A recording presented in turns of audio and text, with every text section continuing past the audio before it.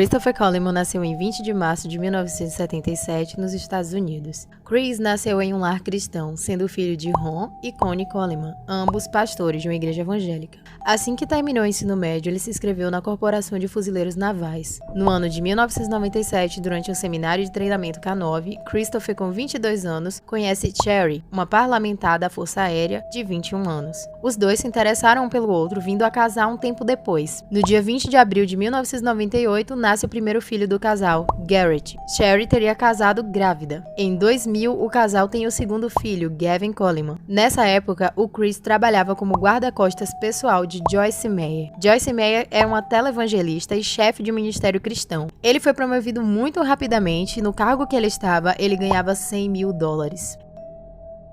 Em novembro de 2008, Chris e a família começam a receber e-mails com ameaças. Algumas dessas ameaças eram direcionadas à sua chefe, a Joyce Meyer, e era referente ao emprego de Chris, pedindo para que ele saísse do emprego. Em 2009, o Chris começou a receber cartas de ameaça na própria casa. O vizinho de Chris, Justin Barlow, era um detetive de polícia, e assim que o Chris falou para ele das ameaças e da carta que foi deixada em sua caixa de correio na casa dele, ele instalou câmeras na garagem da própria residência e essas câmeras estavam apontadas para a casa do Chris, conseguindo vigiar na esperança de que pudesse pegar quem estava fazendo isso. Mas não teve nenhum resultado. No dia 5 de maio de 2009, o Chris acorda bem cedo e vai para a academia cumprir sua rotina de treinos. Durante o tempo que ele está treinando, o Chris fez várias ligações para a esposa, para Cherry, mandou mensagem também para o celular dela, mas não teve resposta. Então ele decide ligar para o detetive Barlow e para a polícia para alguém ir até a casa verificar como estava a família dele. Ao chegar na residência, os policiais bateram na porta e começaram a chamar pela Cherry, mas não tiveram resposta. Então eles repararam que a janela do porão estava aberta. E eles decidiram entrar por essa janela.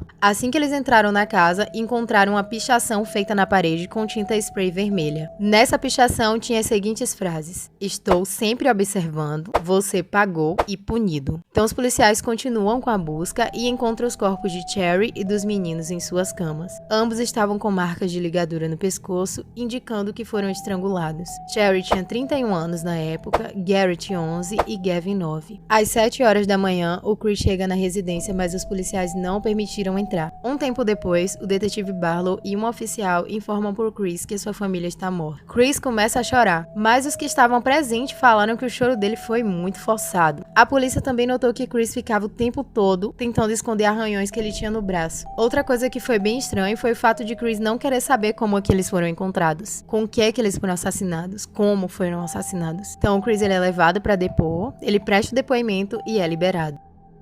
Então começa sua investigação. No depoimento prestado por Chris depois do ocorrido, ele afirma que quando saiu para a academia, os filhos e a esposa ainda estavam vivos, mas um relatório médico indicava que provavelmente os três morreram entre as 3 e as 5 horas da manhã, e o Chris saiu para treinar às 5h30. As imagens da câmera do vizinho não mostraram ninguém entrando na casa depois que o Chris saiu para treinar. Investigaram também a localização do celular do Chris naquela manhã e constataram que ele demorou um pouco mais do que o normal para chegar em casa naquele dia. Uma das detetives também encontrou um recibo da tinta spray dentro da casa. Durante a investigação, eles também descobriram algumas mensagens que foram enviadas do celular de Cherry para uma amiga, contando sobre como o relacionamento ia mal. E Cherry suspeitava que Chris estava tendo um caso. E a mulher que foi citada foi Tara Lintz, uma amiga de infância de Cherry. Especialistas em seguranças também descobriram que os e-mails com as ameaças foram enviados do notebook do próprio Chris. Mais tarde, em uma entrevista para a imprensa, o Chris falou que tinha 2 notebooks. E o que foi usado para enviar os e-mails com as ameaças era o que ele deixava em casa quando viajava. Os promotores montaram o caso. Para a promotoria, aconteceu da seguinte forma: Chris conheceu Tara Lintz, vindo a ter um caso com ela. Algumas fontes afirmam que Cherry não queria o divórcio, mas Chris queria sim.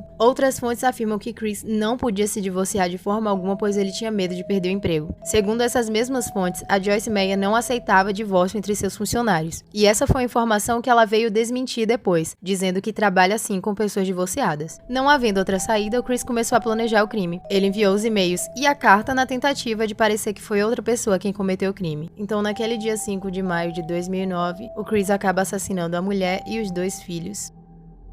No dia 19 de maio de 2009, o Chris é preso e é acusado de 3 homicídios em primeiro grau. O julgamento começou no dia 25 de abril de 2011. Tara foi chamada para depor. Durante o julgamento, ela disse que o Chris deu para ela um anel de compromisso e que tinha a intenção de largar Sherry, afirmando que entregaria a papelada do divórcio entre os dias 3 e 4 de maio. A Tara ainda mentiu para os juízes, dizendo que começaram a sair juntos em novembro de 2008, mas algumas fotos foram encontradas de Chris e Tara juntos em outubro de 2008, desmentindo ela. Essas fotos foram fatores importantes para a condenação. Chris foi considerado culpado pelo homicídio da esposa e dos 2 filhos, pegando pena de prisão perpétua sem possibilidade de liberdade condicional. Os advogados do Chris até tentaram apelar, mas em janeiro de 2015 o juiz manteve a condenação e a sentença de prisão perpétua. Em abril de 2018, os advogados de Chris entraram com pedido de um novo julgamento, baseando-se na alegação que as fotos que foram encontradas eram provas impróprias. Um juiz concedeu uma audiência probatória em março de 2019, mas em junho de 2020 o mesmo juiz negou recurso para o novo julgamento, e permanece até hoje a mesma sentença.